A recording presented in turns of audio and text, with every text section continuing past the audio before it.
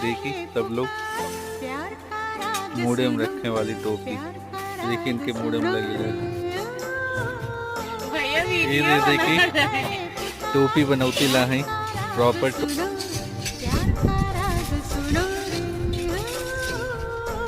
तो ये है कलाकार जो तैयार कर दी।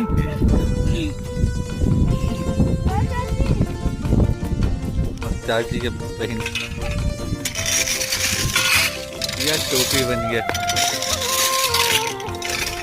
फाइनली प्रिज्म की टोपी। ये देखिए कितनी मस्त टोपी बनी हुई है। ये देखिए ये भैया पहना, एक तो पहन के दिखावा।